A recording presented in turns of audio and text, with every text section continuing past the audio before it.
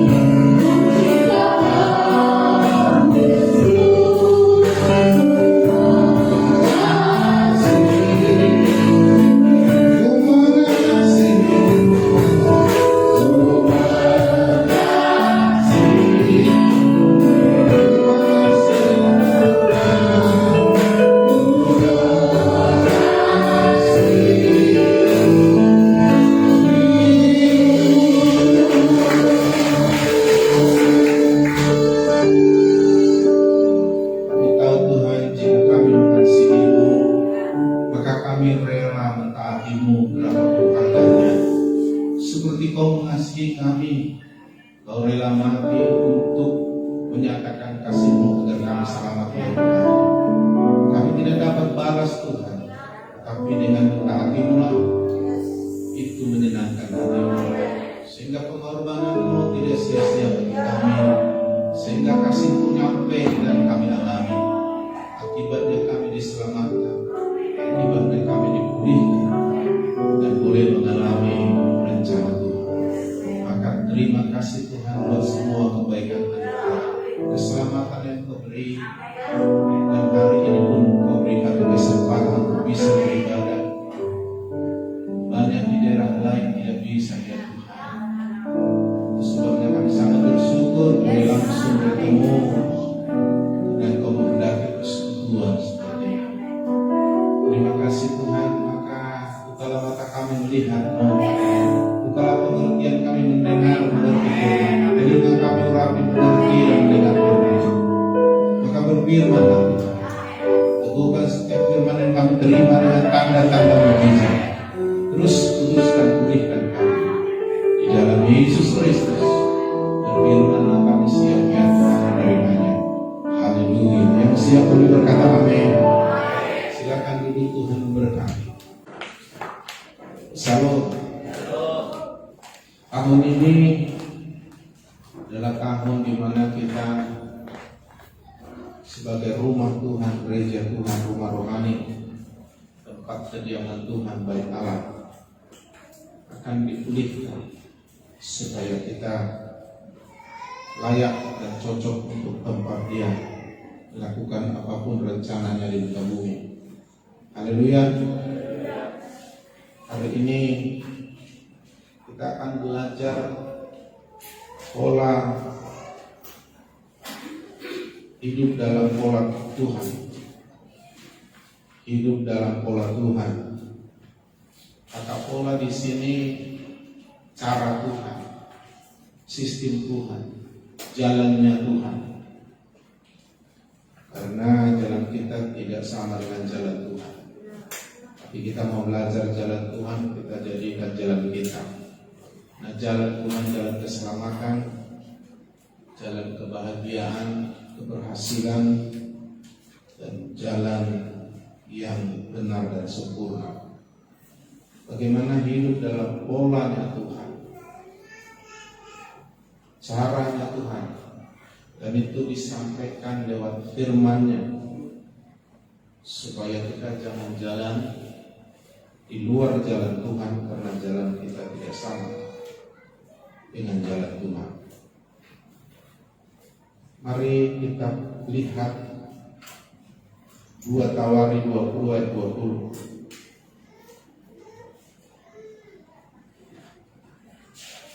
Saya bacakan.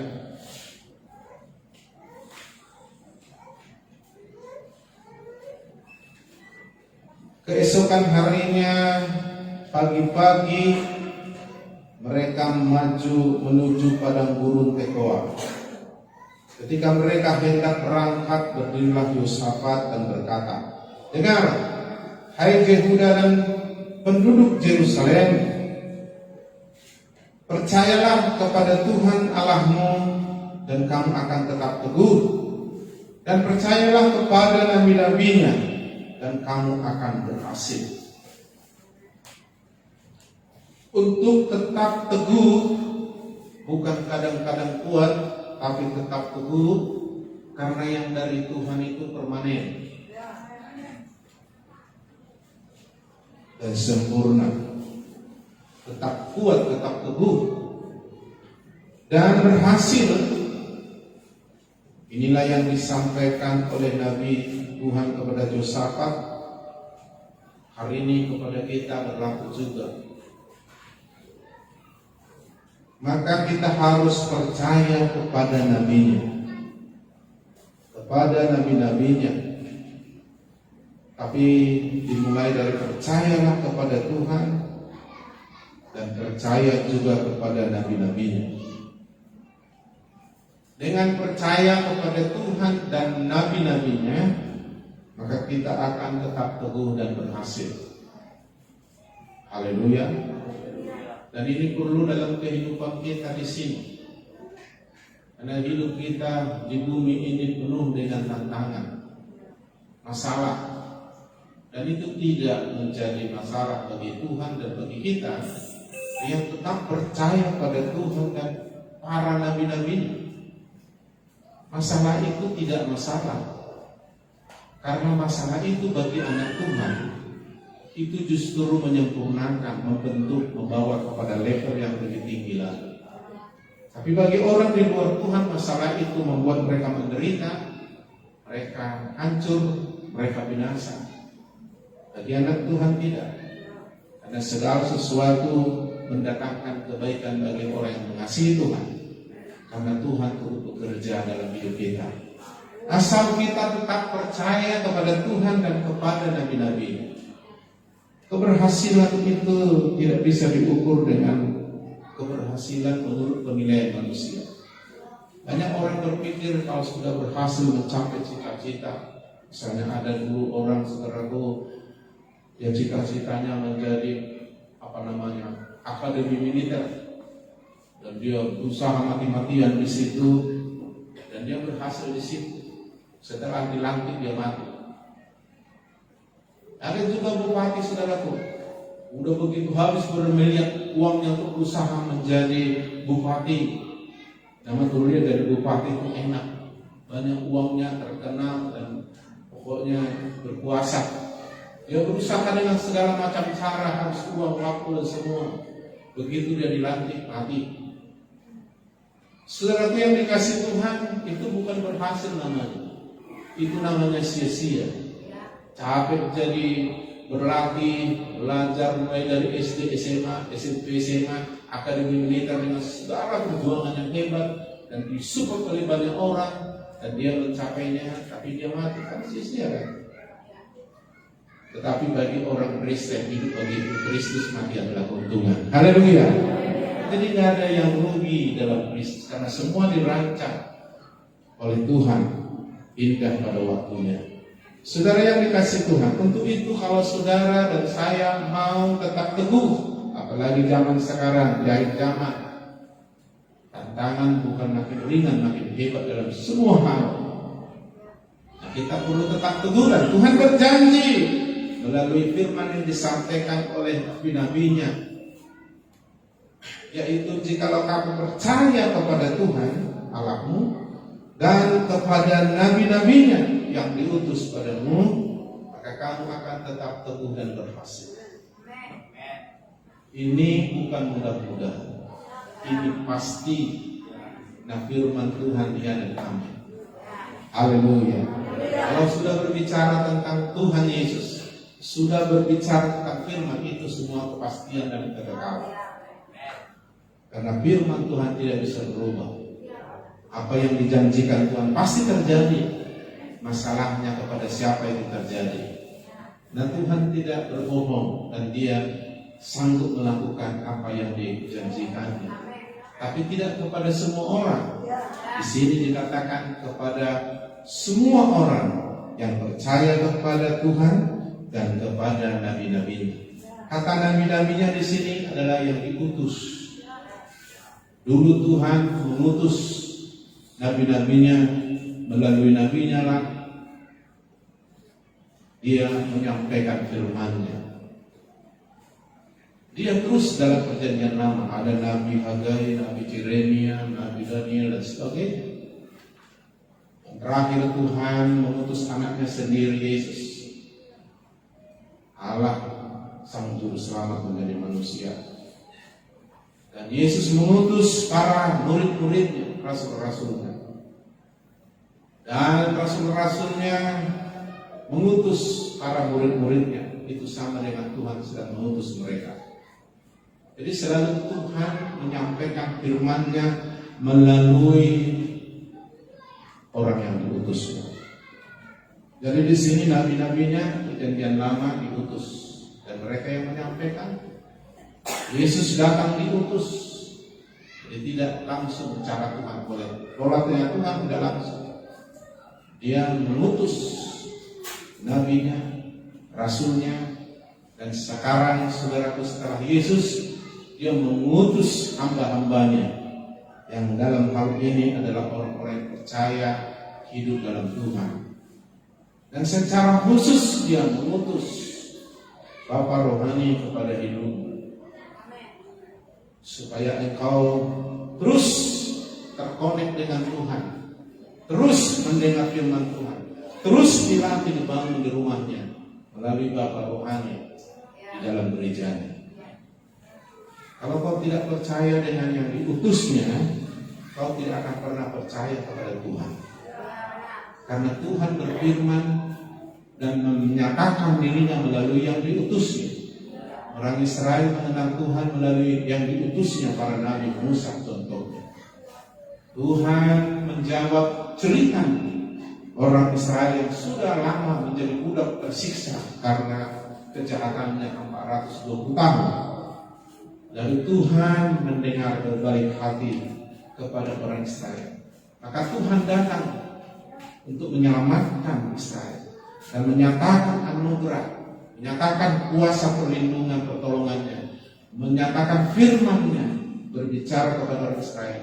Maka diutusnya lah Nabi Musa. Maka siapapun yang percaya kepada Tuhan dan kepada Nabi Musa, mereka akan menang, mereka akan tetap teguh, dan mereka akan berhasil mencapai tujuan Tuhan, rencana Tuhan. Rencana Tuhan mereka lepas dari perbudakan Mesir.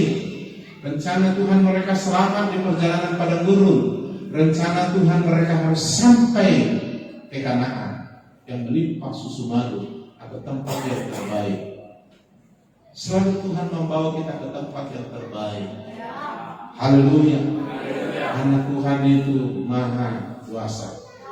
Nah, saudara yang dikasih Tuhan, namun bangsa Israel awalnya percaya kepada Tuhan, tetapi di tengah jalan mereka tertipu, tidak percaya kepada yang diutusnya, yaitu Musa ke dalam hidup mereka. Maka saudaraku, apa yang terjadi? Maka kita dengar di sini, saudaraku. Mari buka dulu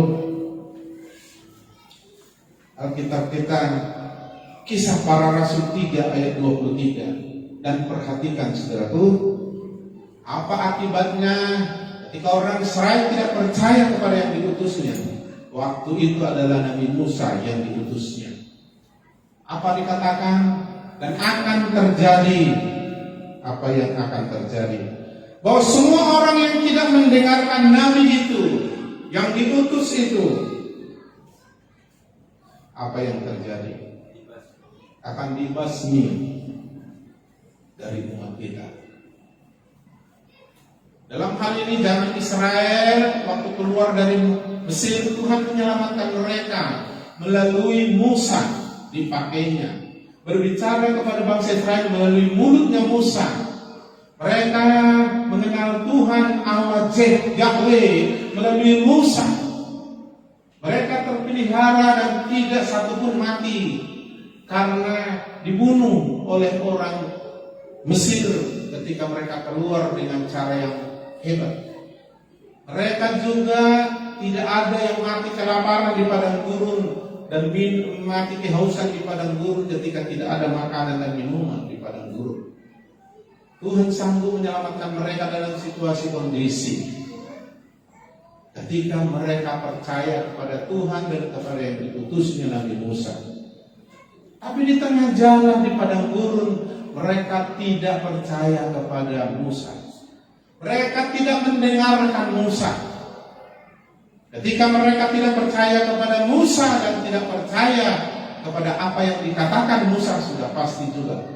Kalau kita tidak percaya pada orang yang diutus Tuhan, maka kita pasti tidak percaya apa yang dikatakan.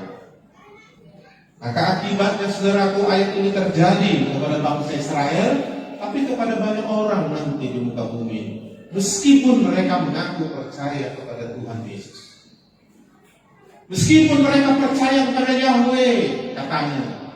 Kalau soal percaya, iblis pun, Alkitab mencatat, iblis pun percaya. Apa yang terjadi kalau tidak mendengarkan Nabi itu? Maka mereka semua dibasmi. Kata dibasmi ini sesuatu hukuman yang mengerikan.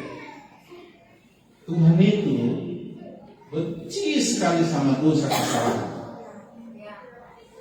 Karena Dia adalah Allah yang Maha Kudus. Contohnya begini, kalau seorang istri sangat mengasihi suaminya, memberikan hidupnya, sangat mengasihi suaminya, maka ketika dikhianati oleh suaminya akan sangat marah, istrinya akan sangat marah. Itu sebabnya orang yang sangat mencintai, kalau dilukai paling parah. Itu sebabnya Tuhan marah kalau kita istilahnya menduakan Dia, sampai Dia saking marahnya di Keluaran 20 ayat 3 dan 4, yang menduakan Tuhan, berhala dan menyembah yang sama seperti Dia, maka Dia marah mengutuki orang ini. Saking marahnya sampai keturunan keempat Dia kutuk.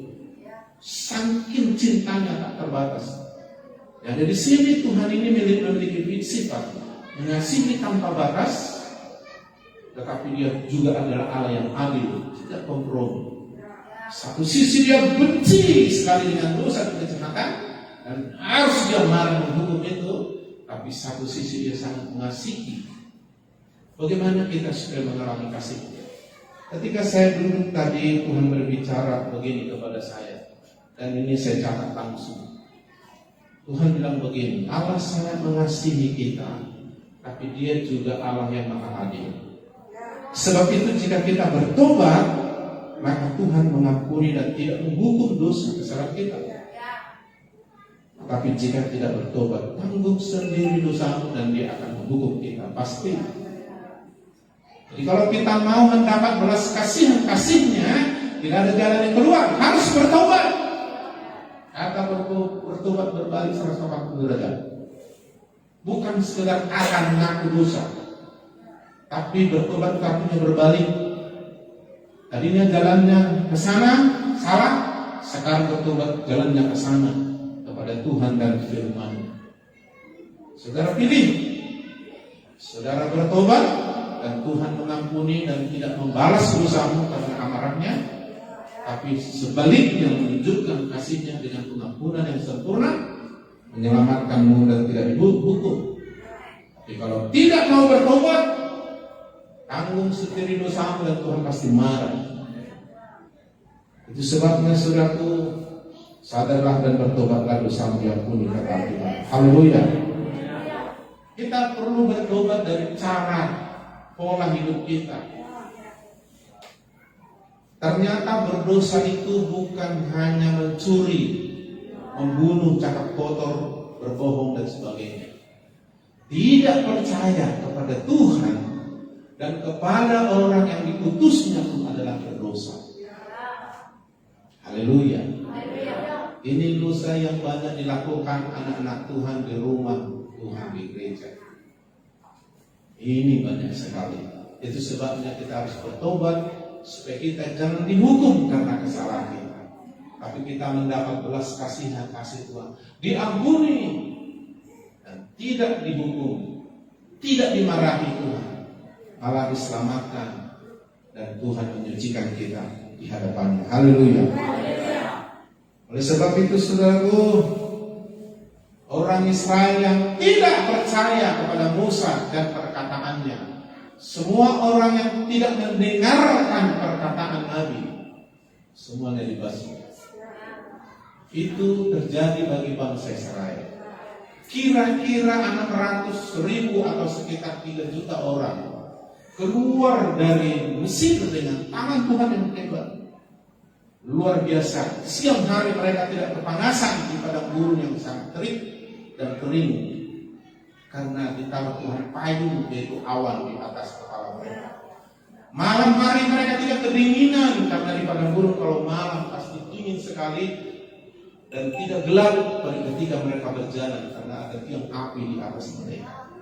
Artinya memastikan Tuhan bertanggung jawab membawa mereka pasti bisa masuk pada Kanaan yang menjadi rencana Tuhan bagi bangsa Israel. Tapi sayang orang Israel ini tertipu dengan caranya, polanya. Mereka tidak ikuti pola Tuhan. Mengapa kita harus mengikuti Musa? Ayo Harun, kau kan bisa. Kami angkat kau dari pemimpin. Ayo bangunlah lembu dari emas. Ini mas, kami support kau. Bikinlah pengganti Tuhan kita. Bukan hanya Musa, kau juga bisa. Lalu si Harun pun menerima tawaran itu, jadi pemimpin rasa kan? Tapi akhirnya mereka melawan polanya Tuhan. Tuhan tidak mengutus Harun, Tuhan mengutus Musa. Mau-maunya mereka saja. Mereka tidak ikuti cara jalannya Tuhan. Mereka jalan sendiri. Harus melalui Musa kepada Tuhan. Mereka bilang tidak melalui lembu emas pun yang tujuannya penting ke Tuhan. Saudara, akhirnya saudara berontak kepada Musa, menggosip Musa, melawan Musa, tidak mendengarkan Musa. Dan semua yang tidak mendengarkan Musa itu karena tidak percaya kepada Musa dengan apa yang disampaikannya. Semuanya dibasmi. Kata dibasmi itu udah ngeri. Kalau saudara pernah punya sawah, ada padi, lalu padimu sudah mulai tumbuh dengan baik, tiba-tiba ada hama ulet, hama mere, saudara geram, karena saudara tahu ini nanti bakalan gagal ini panen. Saudara ambil racun, basmilah hama itu, saudara bilang. Nah, bahasa basmi ini mengerikan. Itu suatu bahasa yang mengerikan, saudara. Makanya mati semua, saudara. Orang-orang Israel di padang gurun tanpa berhasil masuk ke Kanaan, hanya karena mereka tidak percaya sama Tuhan dan tidak percaya kepada yang diutusnya. Itu sebabnya mereka tidak mendengar. Dan akan terjadi bahwa semua orang yang tidak mendengarkan Nabi itu yang diutus di sini akan dibasmi dari umat kita. Suatu ketika Tuhan juga marah kepada satu kota, Niniwe namanya. Niniwe ini jahat sekali. Dan Tuhan menyuruh seorang nabinya namanya Yunus. Tapi Yunus ini juga parah. Benci lihat orang Niniwe yang bejat itu. Mungkin entah adalah masalah pribadi mungkin dengan ini. Dan dia mungkin tahu juga bahwa kalau sempat orang ini bertobat, pasti diampuni Tuhan ini. Tapi Yunus tahu, Yunus tidak semau orang ini diampuni. Pantas sekali mereka ini harus di bumi hanguskan seperti Sodom Gomora. Maka Yunus tidak mau pergi. Dia pergi naik kapal ke lain.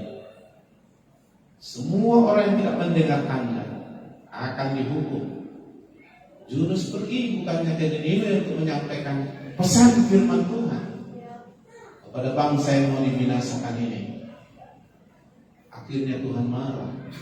Hampir celaka semua, dihantam ombak dalam perjalanan di laut. Untung sadar juga ini si Yunus, akulah penyebabnya ini, karena aku melanggar perintah arahan Tuhan. Buanglah aku ke laut, biarlah aku mati asal kamu selamat. Masih ada juga memang belas kasihan ini sama orang. Dibuanglah dia dan selamatlah orang di kapal itu. Makanya jangan ikuti satu kapal yang orang-orang yang tidak taat, bahaya itu kau bermasalah nanti. Nah, saudaraku yang dikasih Tuhan, tapi Tuhan masih memberi kesempatan untuk bertobat, betul-betul bertobat. Disuruh Tuhan ikan paus menelan dia, dan dia menderita di dalam perut ikan, tidak makan, tidak minum, gelap, bayangkan di dalam ikan paus, perut ikan paus.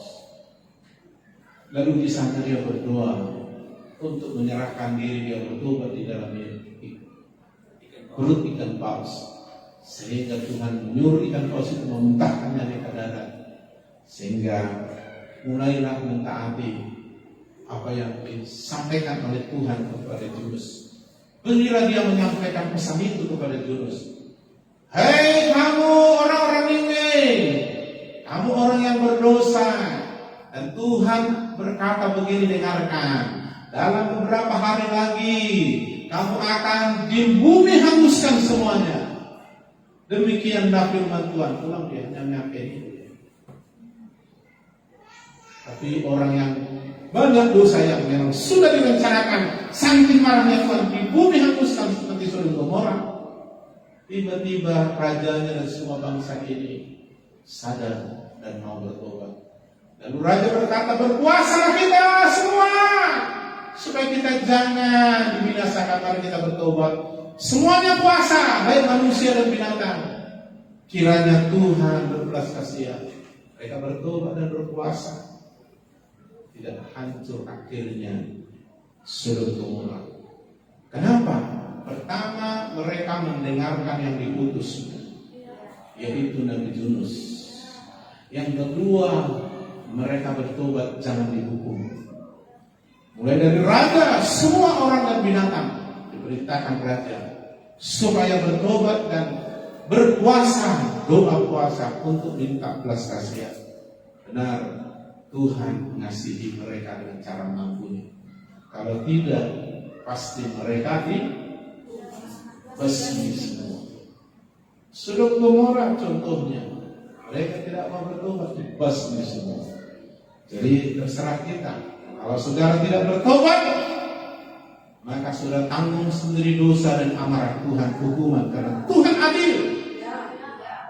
Kalau bertobat, maka Tuhan mengasihi kita lewat Yesus Kristus. Tapi bertobat ini bukan sekedar menangis mengaku dosa, tapi berbalik dalam tindakan, mulai mendengar, mulai percaya kepada Tuhan dan percaya kepada nabi-nabi. Jangan hanya ngomong percaya, setan pun percaya. Tetapi kita harus percaya kepada yang diutusnya, kepada nabi-nabinya. Zaman sekarang yaitu Tuhan melalui Yesus Kristus mengutus hamba-hambanya, mengutus para bapa rohani di dalam gereja rumah rohani. Dan siapapun yang mendengarnya sama dengan mendengar Tuhan. Karena mereka diutus untuk menyampaikan suara Tuhan. Haleluya. Itu sebabnya saudara di sini mengenal Tuhan lewat orang yang diutusnya.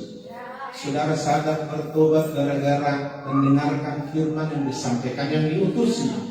Saudara dibimbing percaya terima Yesus lahir baru lewat saudara mendengar mengikuti yang diutusnya. Saudara dibaptis Roh Kudus karena ada kau dengar seorang yang diutusnya dan kau mengikutinya. Dan tidak satu orang pun di sini tiba-tiba malaikat datang memberitakan kitab Injil lalu menantang kau berlututlah, kata malaikat dengan sinar yang hebat. Nah, ikuti dua ini terima Yesus. Nah, ada di sini, ada di sini. Atau datang Tuhan Yesus langsung, terus lalu disampaikan demikianlah firman Tuhan dari kitab Yohanes 3:16. Kalau kau bertobat begini, kau harus baptis besok. Kalau kau bertobat begini, maukah angkat tangan kalau kau mau bertobat? Aku mau, lalu kau ikuti doa yang ada di sini.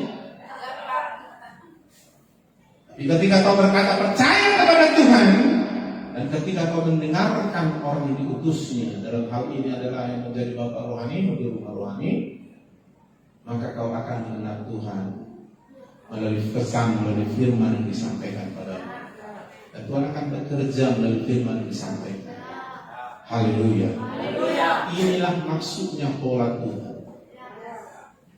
Inilah maksudnya cara sistemnya Tuhan. Makanya jangan bikin caramu sendiri. Memang orang dunia bilang banyak jalan ke Roma, tapi tidak banyak jalan ke surga. Hanya satu jalannya, Tuhan yang bikin. Yesuslah jalannya. Haleluya.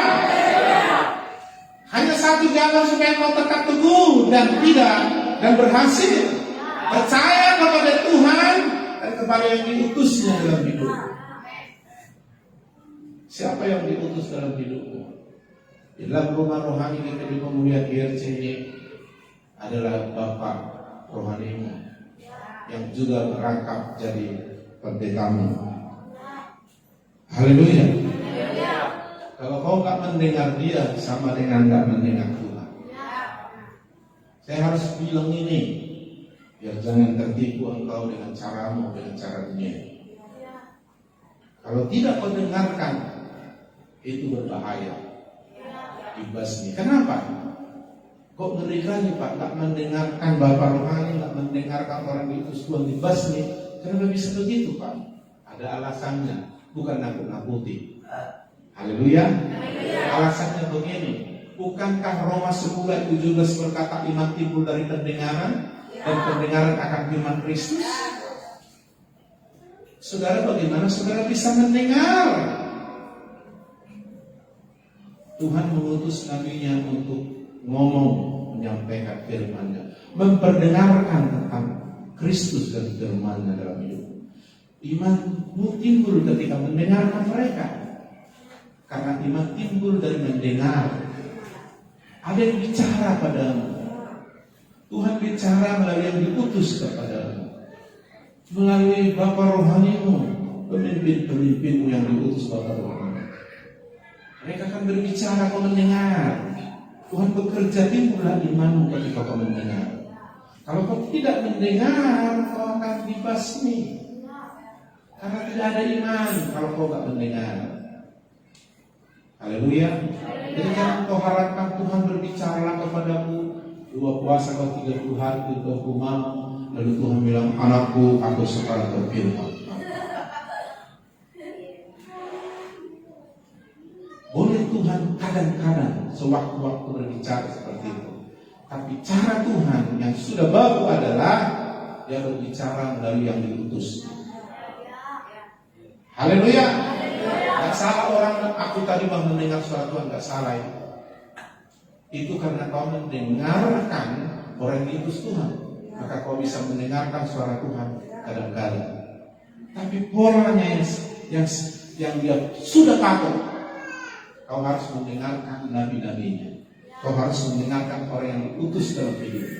Kalau kau gak mendengar mereka, maka engkau akan dibasmi. Bahayanya sekarang masa ini saudaraku, virus corona ini kebetulan saudaraku tidak bisa kebaktian seperti kita ini. Di Jakarta nggak bisa lagi. Ya sempat dulu mulai dari 2019 ya, yang nggak bisa lagi ibadah sempat. Nah, banyak juga orang kesananya. Kenapa katanya? Ya kami ibadah melalui online. Gak salah sih. Tapi bukan begitu polanya Tuhan. Polanya Tuhan bersekutu, 3 orang berkumpul dalam namaku, aku hadir di tengah mereka. Lalu ketika tanda kutip Bapak rohaninya, pemimpin gereja yang khotbah kurang menarik dibanding yang di YouTube, maka kau tidak mendengarkan online-nya.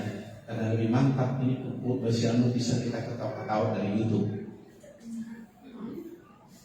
Maka sekarang ada gereja YouTube. Orang beribadah dari YouTube saja nggak perlu lagi bersekutu seperti kita.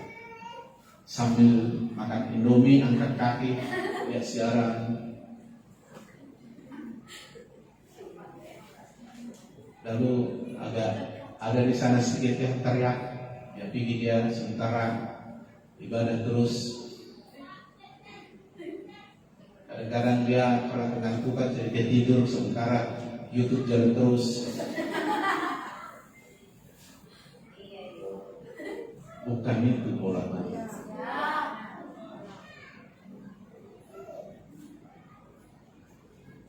Haleluya. Tuhan tidak berbicara melalui siaran langsung atau itu. Bisa Tuhan berbicara kadang-kadang, tapi yang baku dia putus kembali. Makanya kau harus temui lah. Kalaupun seandainya tidak bisa kumpul seperti itu, temui. Kadang kamu percuma di 2-3 orang. Haleluya. Amin. Amin. Dan Tuhan pun tidak menyampaikan lewat YouTube. Tuhan langsung mengutus orang. Amin. Amin. Haleluya. Haleluya. Ya, berbagai yang ikuti siaran langsung ini, tapi saudara harus ketemu dengan Bapak rohani. Kalau kau tidak mendengarkan yang diutus kau dibasmi. Kenapa? Jawabnya, kau nggak mendengar, nggak timbul iman. Kalau nggak ada iman, Ibrani 11 ayat 6 berkata, tanpa iman tidak berkenan kepada Allah. Nggak nyambung, nggak terkonek, nggak dibenarkan. Kita dibenarkan karena iman, bukan karena perbuatan baik kita lagi. Kita diperkenankan karena iman, bukan karena karakter kita yang bersempurna dan kolektif kita yang sudah bagus. Kita dibenarkan, diperkenankan karena iman. Berdasarkan imanlah kita dilayakkan datang kepada Tuhan. Dan iman ini datang dari mana? Dari mendengar. Mendengar siapa? Mendengar Tuhan. Tapi aku gak bisa langsung melalui orang diutusnya. Kalau kau gak mendengar orang diutusnya, dari mana kau mendengar suara Tuhan? Kalau kau gak mendengar suara Tuhan, tidak timbul imanmu, tidak bertumbuh imanmu. Dan kau melakukan semuanya tidak dengan iman, tidak berkenan pada Allah.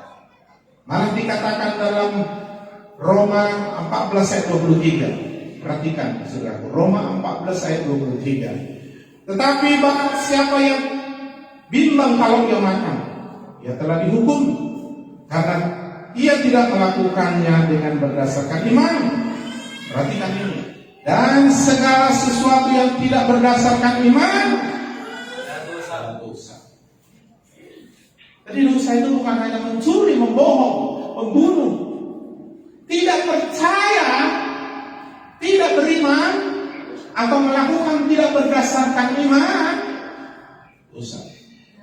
Tidak percaya kepada yang diutusnya, dosa.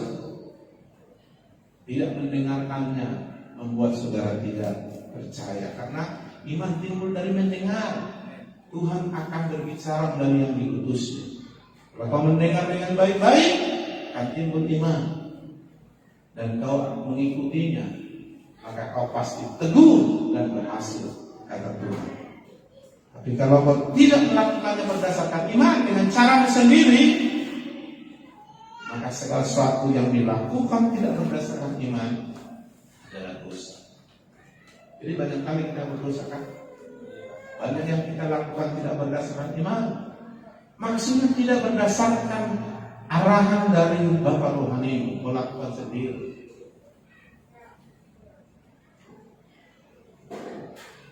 Haleluya. Untuk kita mengalami hal-hal yang besar, dimulai dari hal yang kecil. Kalau benar dalam hal kecil, benar juga dalam perkara besar. Setiap perkara kecil, setia juga perkara besar. Artinya dimulai dari hal yang sederhana. Kalau kau dapat dipercaya dalam hal kecil, maka dipercaya dalam hal yang besar. Sejauh mana kau percaya kepada Tuhan, diukur sejauh mana kau percaya kepada orang yang diutusnya dalam hidup. itu sinkron. Haleluya. Suatu ketika Tuhan datang, maksudnya ketika berdoalah Nabi Samuel, anak bangsa Israel sudah demo. Nabi Samuel waktu itu pemimpin mereka. Lalu mereka bilang, angkatlah kepada kami seorang raja seperti bangsa-bangsa lain. Mereka mau mengikuti dunia ini. Karena Tuhan memimpin mereka melalui Nabi Samuel, mereka tidak mau. Pilihlah, didesak. Lalu memang secara manusia rasakan sekali ketertolakan yang dirasakan oleh Nabi Samuel yang diutus Tuhan. Lalu dia berdoa kepada Tuhan. Tuhan, mereka minta raja, aku ditolaknya sebagai pemimpin mereka. Lalu Tuhan bilang, Samuel, bukan kau yang ditolaknya aku. Maksudnya ketika mereka menolak kau yang putus, sebenarnya mereka menolak aku. Biarkan apa mau mereka. Biarkan mereka memilih. Dan izinkan itu, antik saja siapa yang mereka pilih. Kalau pilihlah menurut cara mereka, pola mereka. Tentu pasti ada logika yang positif mungkin. Dicarilah orang yang paling menonjol, yang paling hebat dalam segala hal. Nampaklah seorang pemuda namanya Saul. Saul ini tinggi, sekolahnya, hebatnya, pengalaman, paling menonjol. Pokoknya kalau demokrasi sudah menang dia, satu putaran menang langsung jadi raja. Awalnya mereka bilang, yo hebat. Tapi si Saul tidak mendengarkan orang yang diutusnya. Malah dia mulai melawan. Sebenarnya bapak rohani bangsa Israel, termasuk bapak rohaninya si Samuel, si Saul walaupun dia raja adalah Nabi Samuel. Dia tidak mendengar apa yang disampaikan oleh Samuel, dia tidak dengar. Akhirnya musnah dia, sudah mati dengan tragis. Disuruh pasukannya prajurit membunuh, dia nggak mau. Akhirnya dia bunuh diri sendiri. Belnya tombak dibujamkannya, terbunuh mati. Hancur kerajaannya. Secara manusia dia hebat, tapi satu, dia tidak percaya kepada yang diutusnya dari Samuel. Akibatnya dia sombong karena dia raja, dan dia tidak mendengarkan Samuel. Habis. Akhirnya bangsa Israel menyesal. Barulah Tuhan pilih yang namanya Daud. Haleluya. Daud pernah salah, tapi dia masih mendengarkan Nabi yang kudus. Dia masih bertobat, kalau enggak, dia habis. Iya, sampai korban anak yang lahir dari perzinahan yang mati. Tuhan tidak mau kompromi dengan kesalahan dosa kita, hanya menunggu waktu. Memang hari ini dosa dalam hari ini ditutup, tapi sudah pasti ditutup. Tinggal tunggu waktu. Nah, waktu itulah kesempatan kita untuk bertobat. Haleluya. Jadi segala sesuatu yang kita lakukan tidak berdasarkan iman adalah dosa. Haleluya. Orang benar hidup oleh iman. Tanpa iman tidak berkenan, dan semua jalan orang tak beriman, apapun yang dilakukan yang tidak berdasarkan iman salah. Dan kalau kita salah dosa, apa yang terjadi? Saya khotbahkan ini bagian daripada cara sehat sampai mati. Ini isi saya kasih. Mazmur 107 ayat 17 sampai ayat 20. Mazmur 107 ayat 17 sampai 20. Ada orang-orang menjadi sakit oleh sebab kelakuan mereka yang berdosa, dan disiksa oleh sebab kesalahan mereka. Jadi bukan Tuhan, tapi dosa kita. Dan Tuhan akan hanya menunjukkan keadilan atau kasih. Kita yang juga mengambil keputusan untuk dihukum atau untuk diampuni. Jadi di sini ada orang-orang menjadi sakit. Ada orang-orang yang menjadi tersiksa atau menderita. Itu karena dosa dan kesalahan. Kenapa dibedakan dosa dan kesalahan? Dosa sudah jelas melanggar firman Tuhan, dosa sudah jelas kesalahan. Tapi kesalahan ada yang tidak melanggar firman, tetapi itu adalah harusnya kita lakukan. Contoh, ya,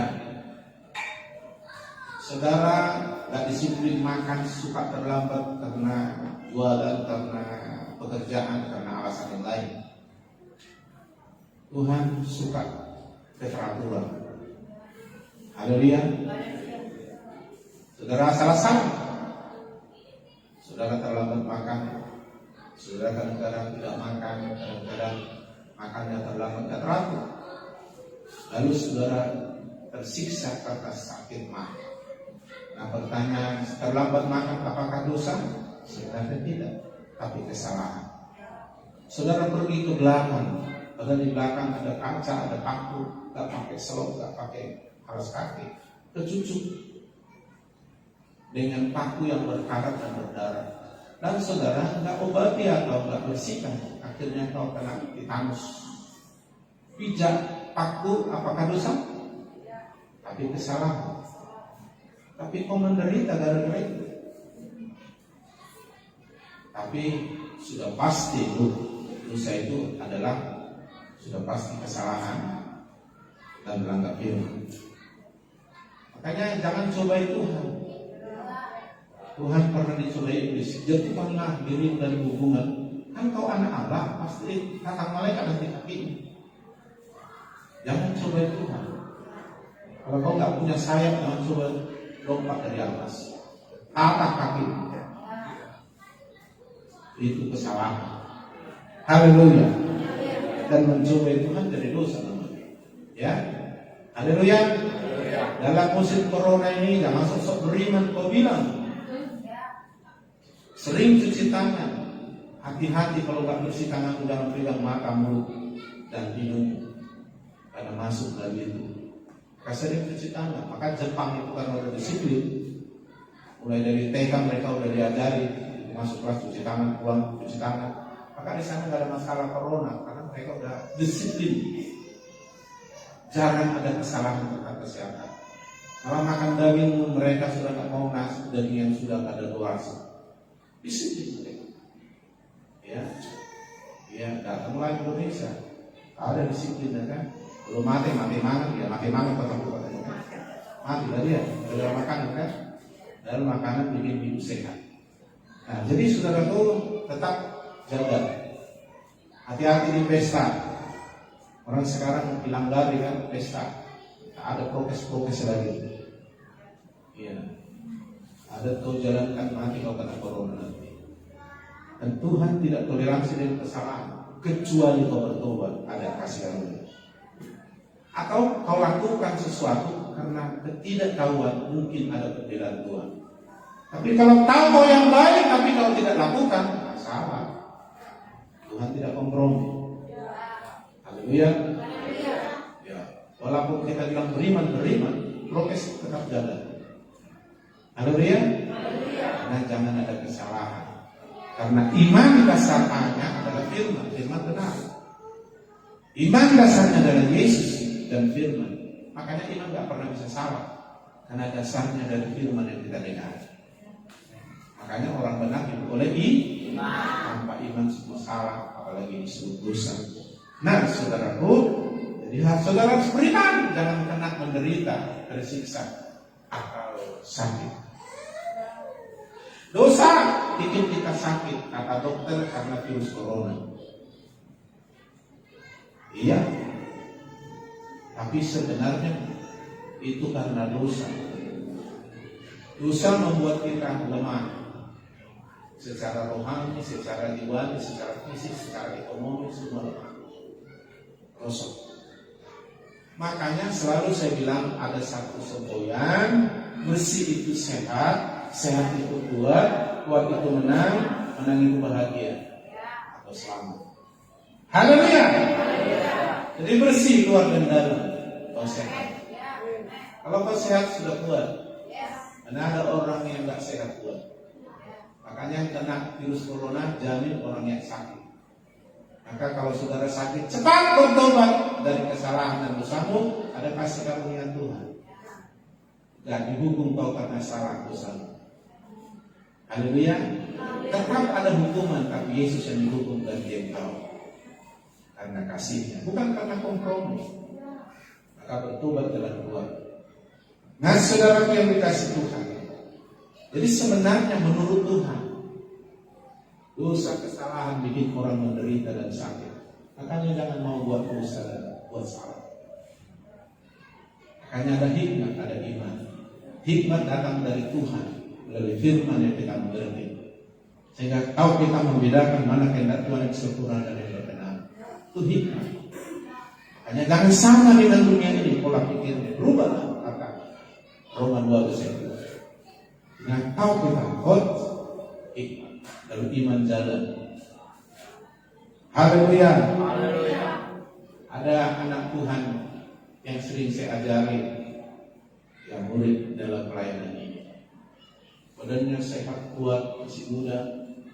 Sering dia sudah bepergian, ya, bepergian malam, kerangkau rapat. Bilang pakai jaket kau, beli jas hujanmu. Apa-apa dalam Yesus siapa? Tak kalahkan dunia. Aku bilang, iya benar, iman sih iman, tapi jangan langgari. Apa yang bisa kau buat, selebihnya Tuhan yang buat. Enggak, Pak, aku tahu, Pak. Di mana iman itu? Kayaknya kuliah, enggak mau mendengar, kan? Tibalah saudaraku, kenaklah dia punya. Sampai 3 bulan 4 bulan. Semua dimakan dulu Pak subuh-subuh. Mana imanmu bilang? Beriman kau bilang. Itu Pak ya. Di hadapan Tuhan dia. Baru dia mau pakai jaket. Tuhan tidak membela orang yang sengaja salah. Tapi kalau di luar kemampuan kita, Tuhan membela kita. Jadi jangan bilang yang Tuhan hebat Pak, dia pasti lindungi kita. Oh, kalau salah, Tuhan izinkan dulu. Kalau bertobat baru oke. Amin. Saya sudah khotbahkan yang kuat dia menang. Kuat rohani menang dari hidupnya. Kuat jasmani menang dari penyakit. Kuat ekonomi menang dari kekurangan. Jadi harus kuat semuanya. Amin. Karena Yesus pun memberi hidup dan segala kelimpahan. Bukan satu kelimpahan, segala kelimpahan. Mulai dari rohani tentunya. Amin. Luar biasa janjinya. Maka dengarkan Pak. Kau akan tetap teguh dan kau akan hasil mencapai janji Tuhan yang sudah kau pegang. Janji Tuhan dan rencana Tuhan akan terdengar. Amin. Dan Tuhan tidak berbohong. Malah dia segera melakukannya karena ini sudah akhir zaman. Dia segera melakukan. Ada percepatan. Kalau teknologi sekarang canggih, dunia rohani pun sekarang sangat canggih. Itu sebabnya saudara upgrade imanmu, upgrade rohanimu, kapasitas rohanimu, level rohanimu. Jangan SD aja, naik level. Di dunia aja sekarang minimal tamat SMA, ya kan? Kalau dalam bahasa Inggris high school, jangan low school, high school minimal sekarang. Kalau jadi guru minimal S1 sekarang. Ya, jangan SD lagi, S2 memang SD. Haleluya. Rohani pun harus high, minimal high. Maka dengarkanlah, karena dari sini iman timbul. Dengarkan Tuhan melalui yang diutusnya. Amin. Amin. Amin. Saya pernah bilang begini di kebaktian konser, ketika saya sampaikan firman-firman yang ulang begini, saya sampaikan. Tiba-tiba saya bilang, ada beberapa jemaat di sini akan baru rumah tahun ini. Ada yang bilang nampak rohnya. Amin. Itu jadi sudah. Yang lain, apa amin ini kan? Nah, dia lagi kemana-mana pikirannya. Jadi sebenarnya kalau saudara mendengarkan, kau tiba-tiba beriman, lalu kau tangkap dengan mantap apa firman yang menjadi rema hidup dalam hatimu, amin. Nah, itu saudara kau sudah dapat. Apalagi perbuatan saudara itu akan terjadi dalam dirimu. Kenapa banyak orang didoakan tidak sembuh? Karena tidak percaya. Kenapa tidak percaya? Tidak mendengarkan. Ya, tak usah ditumpang tangan. Begitu dimomongin aja dari sini, saudara akan sembuh. Saudara sembuh aja di situ. Tak usah tumpang tangan kiri kanan apa-apa. Karena toh imanmu. Nah, contoh begini, saudara. Coba lihat dulu Matius 9 ayat 29. Haleluya. Jadi nggak mesti harus seseorang disampaikan perbuatan. Bisa saja firman Tuhan tiba-tiba itu untuk aminkan. Itu jadi. Kalau kau percaya. Makanya kau harus mendengar. Matius 9 ayat 29. Lalu Yesus menjamah mata mereka sambil berkata, jadilah kepadamu menurut imanmu. Amin. Yang jadi menurut iman. Kalau ada yang buruk terjadi, itu juga karena kau percaya itu. Namanya percaya yang buruk, namanya khawatir, bimbang takut. Jadi iman yang negatif itu adalah bimbang takut khawatir.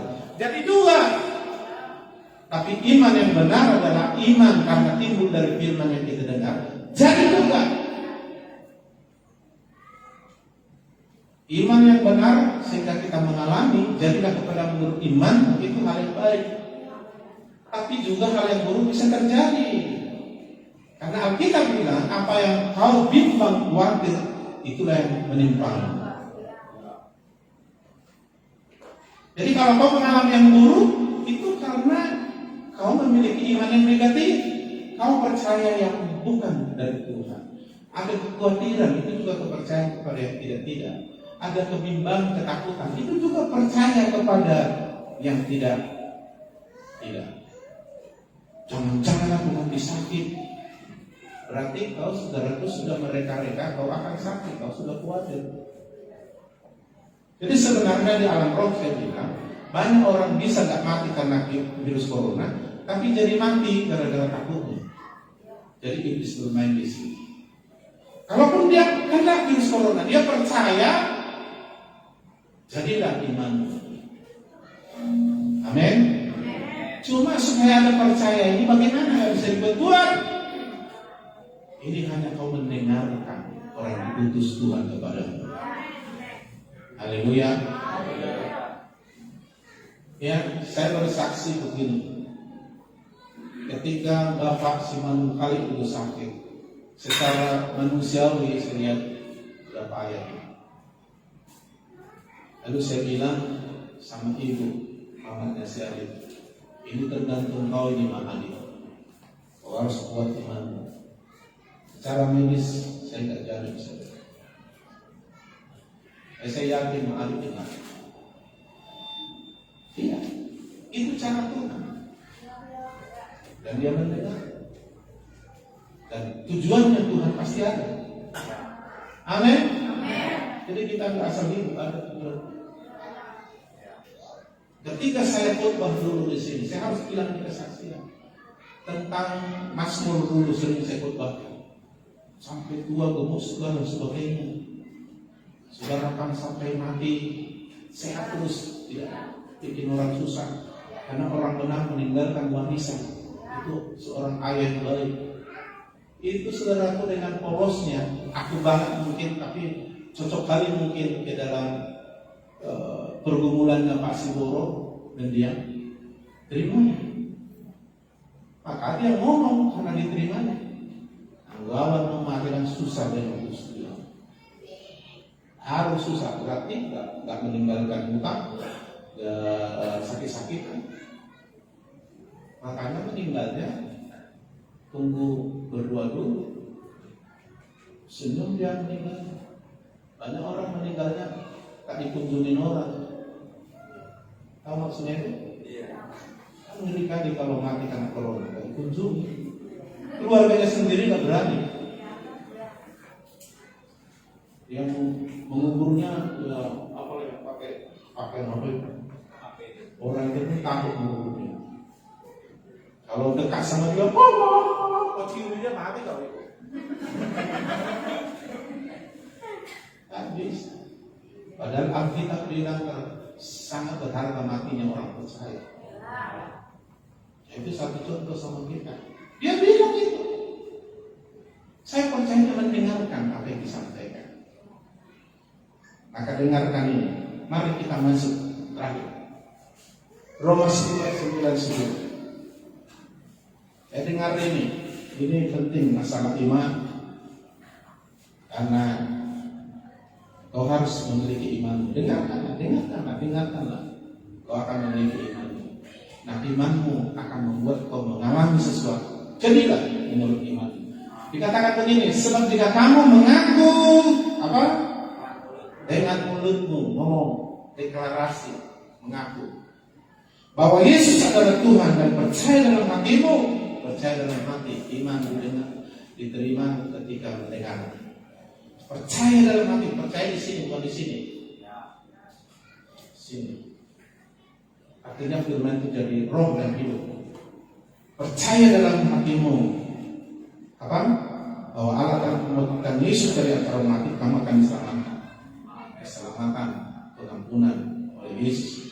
Ketika kita mengaku dengan mulut kita Yesus Kristus Tuhan, kita lahir baru, kita diselamatkan. Nama kita dicatat di surga, warga di surga. Ayat ke-10. Karena dengan hati orang dan dibenarkan. Jadi kita dibenarkan karena hati kita percaya. Tuhan melihat hati. Ketika hati kita percaya, kita dilayakkan, diperkenan, dibenarkan. Sekarang bagaimana supaya hati percaya? Dengarkan firman Kristus. Haleluya. Haleluya. Jangan kemana-mana pikiran, dengarkan. Jangan main video game dan Facebook atau ketika kumpul di sini. Enggak akan bisa sepintar TQ 200 kata. Maka dia bilang, dengarkan suara Tuhan baik-baik. Tanah yang tidak baik itu mendengar tidak baik. Tak pernah berhasil firman. Tanah yang baik adalah orang yang respon antusias, totalitas. Hati, pikiran, tubuhnya dipersembahkan untuk Tuhan. Itu tanah yang baik. Firman tumbuh 30, 60, 100. Maksudnya kita mengalami berlipat ganda, mengalami percepatan. Bukan pertambahan, percepatan. 30, 60 kali, 100 kali. Haleluya. Haleluya. Nah, banyak sekarang orang di gereja sambil khotbah, sambil main Facebook, siaran langsung lagi.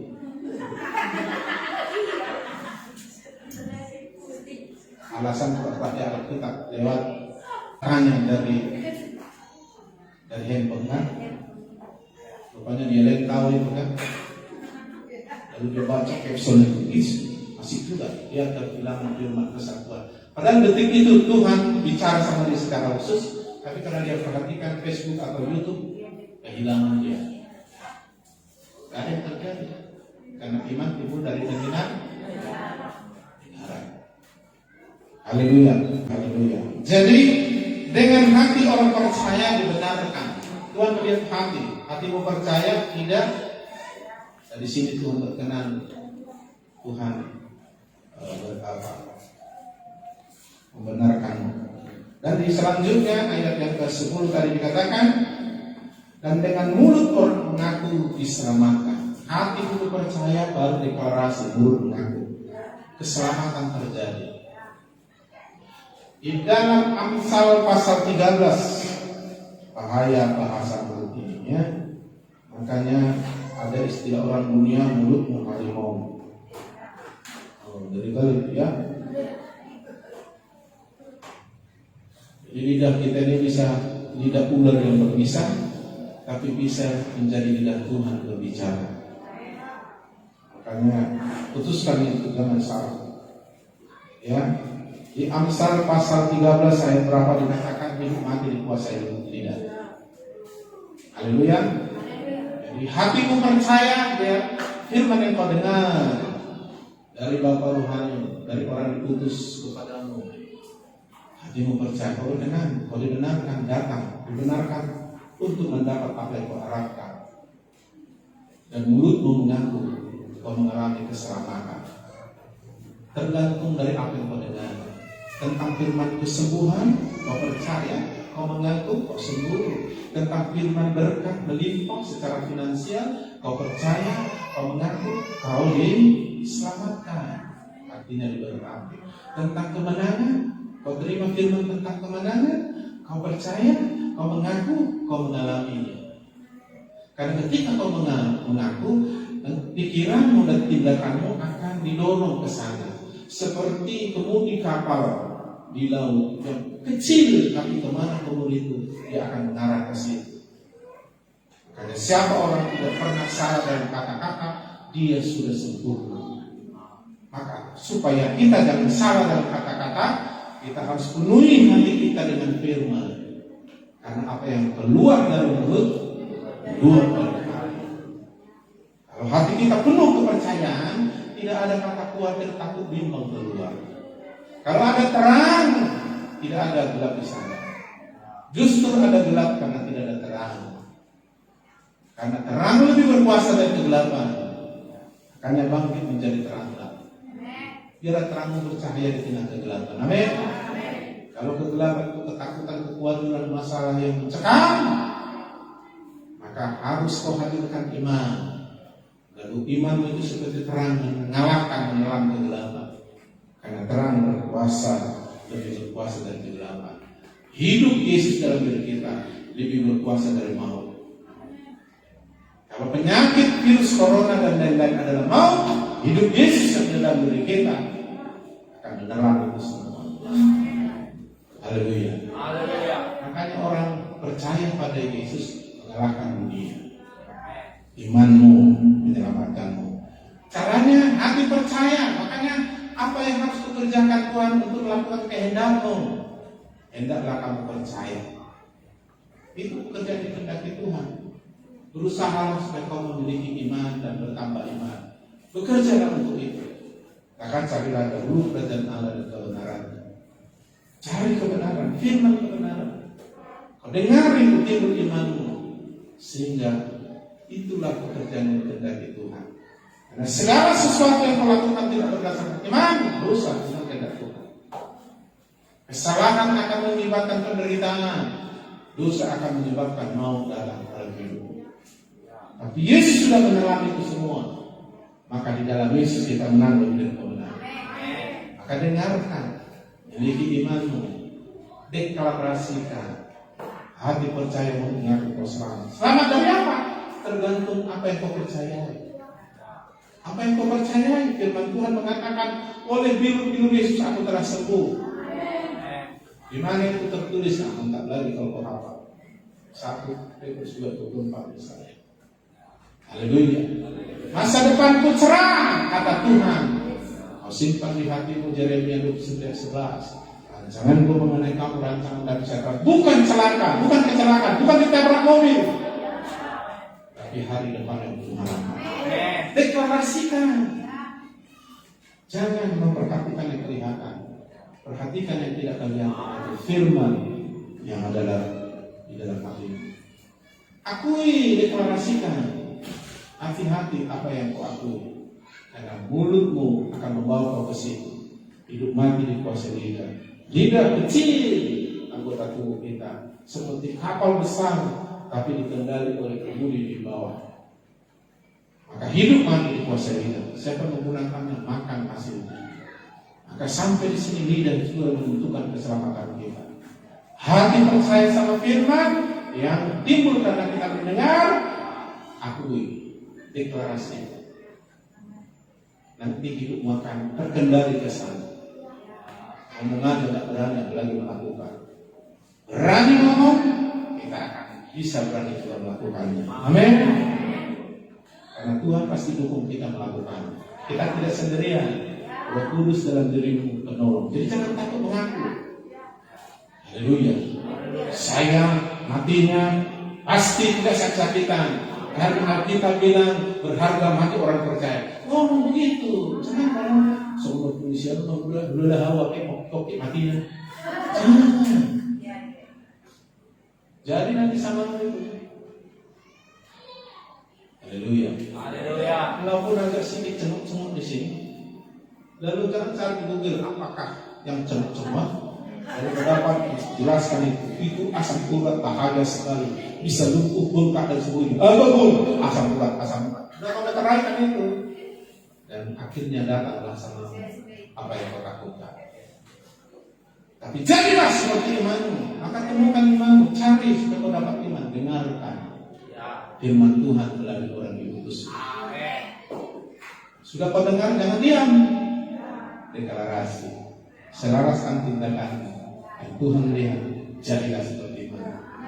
Mau ditumpangi tangan atau tidak mau ditumpangi tangan, firman itu pasti terjadi. Ya udah ditumpangi tangan, hanya belum ditumpangi kaki, jadi saudara. Haleluya.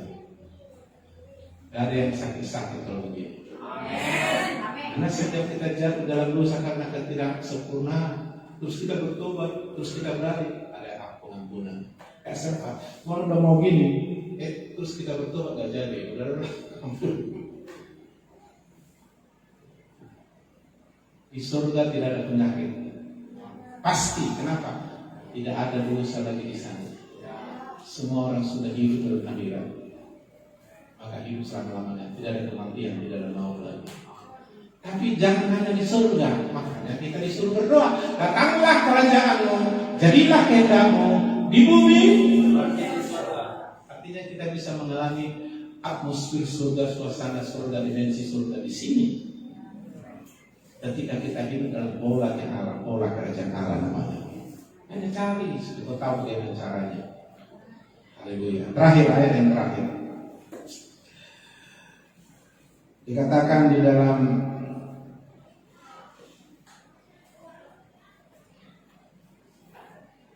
Kisah Para Rasul pasal 3 ayat 18. Dengarkan ini saudara. Kisah Rasul pasal 3 ayat 18. Tetapi dengan jalan demikian, jalan pola sistem, Tuhan punya cara, punya jalan. Ikutilah, pasti itu. Amin. Tetapi dengan jalan demikian, Allah telah menggenapi apa yang telah difirmankannya. Jadi Tuhan menggenapi apa yang difirmankannya terjadi maksudnya. Tapi ingat, bagaimana itu bisa terjadi dalam hidupmu? Dengar ini baik-baik. Menggenapi apa yang telah difirmankannya dahulu dengan apa? Perantara apa? Nabi-nabinya, yaitu bahwa Mesias yang diutusnya harus menderita. Jadi Tuhan menggenapi firman yang disampaikan nabinya.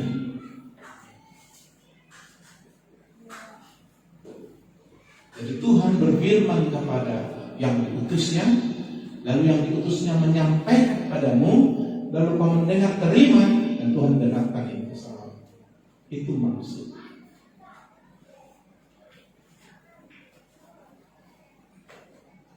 Jadi saudaraku, memang para bapak rohani itu nggak selalu mengatakan demikianlah firman Tuhan dari Matius ini. Kadang-kadang firman itu dalam hidup sehari-hari kita. Nah contoh saudaraku, pernah dulu Pak Simboro mengeluh-ngeluh karena ladang di Sungai Siali. Yang saya lihat secara fisik, tiba-tiba Tuhan kasih sama saya perkataan, bilang Pak Simboro jual itu,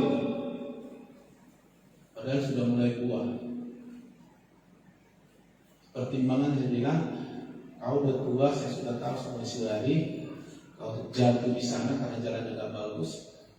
Ada sudah tua, nggak bisa seperti dulu lagi. Waktu itu sudah umur 70 lebih dia. Tapi bukan itu alasannya lagi. Memang sampai 3 kali saya desak dia. Akhirnya dia jual. Nah kalau dia nggak mendengar, lenyap itu semua.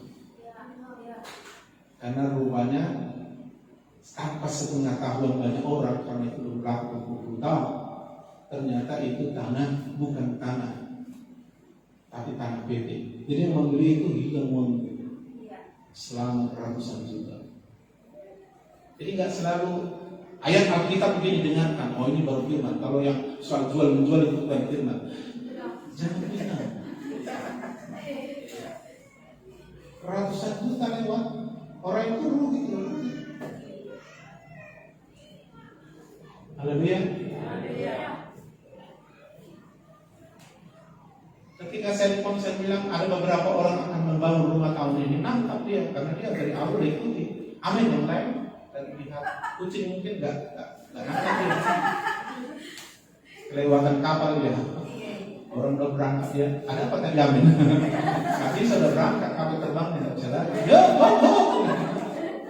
Jalan terus. Haleluya. Haleluya. Haleluya. Banyak hal-hal yang lain. Memang ada hak khusus. Keluarga sebagian, keluarga sekunder, keluarga semua. Tuhan bilang aku akan lepaskan pengharapan khusus untuk berkas khusus. Ada kadang-kadang gitu, ada kadang-kadang enggak. Langsung firman itu kau percaya, amin. Jadi sama. Makanya kau harus hati-hati. Jangan perhatikan semua cecak di dinding itu. Haleluya. Tidak usah ditumpang tangan didoakan. Amin. Maka ketika ada hamba Tuhan datang di sini, Bapak Johnson dia bilang di sini akan ada nanti 200 orang jiwa. Kita amin. Dan saya bilang minimal Tuhan. Saya tidak membatasi 200, tapi minimal. Amin. Nah, karena apa? Kita mendengar, kita sedang bergerak di sana. Haleluya. Karena saya percaya tahun ini kita dipulihkan. Supaya kita dipakai keluar. Karena tema kita hari ini sudah begini, dibangun di rumah rohani dan menang dalam kehidupan. Kau harus dibangun di sini. Nah, kau dengar firman dan Roh bekerja. Nah, ketika saya deklarasikan waktu virus corona dulu mulai nggak bisa ibadah, kita bukan melanggar peraturan pemerintah. Ya, saya pikir kita harus lebih pintar dari virus corona. Amin. Karena kita anak Tuhan, tapi bukan sok-sokan seperti sekali. Tetap kita ibadah, tapi prokes jalan, berdoa. Lalu saya bikin khotbah cara mengalahkan setan dan virus corona itu saya secara langsung sampai hampir ada anak ribu yang kontrol secara langsung. Ya, nah saudara yang dikasih Tuhan sedang tidak akan ada yang kena. Ya, puji Tuhan, tidak ada yang mati. Kalaupun ada yang kena tapi nggak mati. Ya, mungkin mereka sedang diuji iman. Amin. Iya, kalaupun ada yang mati bukan karena virus corona, karena ada yang lain, ya. Nah, saudaraku makanya dengar. Kadang-kadang bukan firman disampaikan, hanya soal jual itu ladangmu, itu pun kau harus dengar. Kalau kau belum yakin betul, tanya sama Tuhan. Kenapa dia bilang hamba Tuhan seperti itu? Apa dia sirik? Apa dia iri? Tanyakan sama Tuhan. Kan mau kan? Bapaknya nggak suka awak kaya ya, mentang-mentang nggak ada salut. Tanyakan. Jangan terus tolak. Amin. Amin. Haleluya. Haleluya. Luar biasa. Kita akan diberkati hebat ini. Amin. Karena firman Tuhan bilang kalau kau dengar baik-baik suara Tuhan Allah dan melakukan setia, angkat kau di atas. Kita akan ada di atas rata-rata. Seperti bangsa Israel di atas rata-rata. Tuhan sudah pernah berjanji pada mereka. Sekarang Tuhan juga berjanji. Yang penting kita baik-baik mendengar suara Tuhan. Percaya kepada Tuhan, kepada yang diutus, kau akan tetap teguh dan berkasih. Amin. Dan diberi kemuliaan akan lahir anak perkasa. Bagaimana caranya itu kedaulatan dalam mustahil itu. Bagian kita lakukan begitu. Justru di masa-masa seperti tantangan ini, kita harus semakin kuat rohnya iman sampai termanifestasi. Saya pikir sampai gini nanti titiknya. Ketika virus corona datang karena ketidaktahuan kita, langsung mati dia. Amin. Nah, kalaupun kau kena, tapi saya tidak yakin kau bisa kena. Kau prokes dan kau tetap dengan Tuhan. Kalaupun kau lemah kena, maka Maka saat itu bangkitkan imanmu. 7 hari kau akan kalahkan itu. Haleluya. 14 hari kau sudah kebal. Dan seterusnya kau akan menang. Amin. Tapi akan datang virus corona, varian baru lagi. Dengan imanmu kau bisa kalahkan itu. Karena yang di dalam lebih besar dari yang di luar. Hanya dengarkan dia. Amin. Amin. Pasti kita berhasil. Masa depan tidak jelas. Hanya jangan halang-halangi anakmu yang punya cita-cita tinggi. Ajak saja dia percaya kepada sama Tuhan. Jangan bilang kau diri, kau jangan bilang. Itu melemahkan dia. Kalau kau pun terbatas, ajak dia melihat Tuhan yang tidak terbatas. Aku dukung, berdoalah sama Tuhan. Kita berhak mengandalkan dia. Jadilah seperti mana. Mari kita berdoa. Oh haleluya.